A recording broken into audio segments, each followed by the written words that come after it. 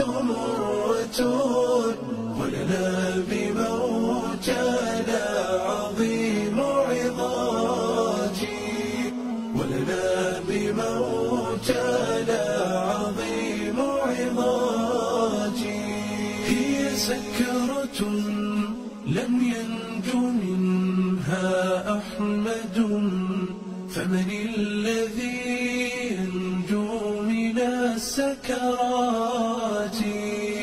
لكن عزاء المؤمنين بموتهم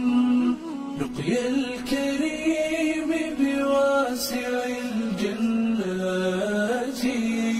لقيا الكريم بواسع الجنات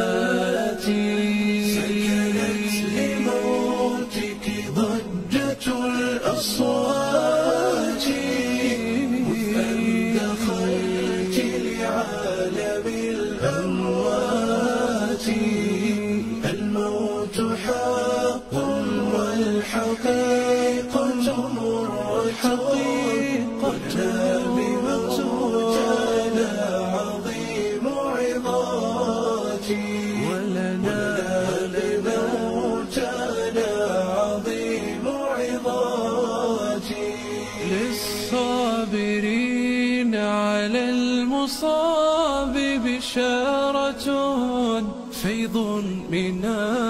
الصلوات والرحمات إنا لربي راجعون ووعده حق بأن نحيا بعيد مماتي حق بأن نحيا بعيد مماتي يوما يوفى الصابرون أجورهم إن أظهروا لله حسن ثباتي القلب يحزن والدموع غزيرة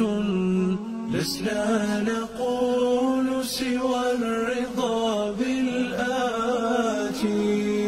من مضغة قلبي فكيف لمضغة من قوة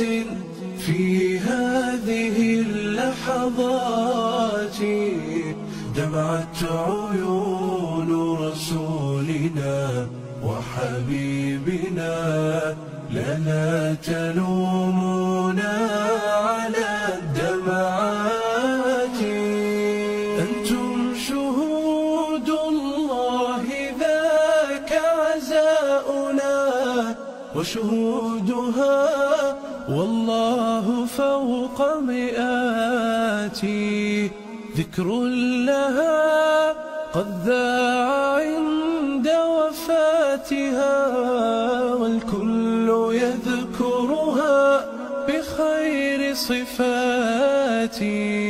لسنا نزكي جدتي فحسيبها ربي العليم بصادق النيات فبخل لمن قد مات لكن ذكره حي لعمري تلك خير حياتي ما مات من يدعو له أبناؤه ويجود بالإحسان والصدقات يا رب فاجعل برهم في جدتي أضعاف ما قد كان قبل مماتي أوصل إليها برهم وصلاحهم حتى تسر بهم على العرصات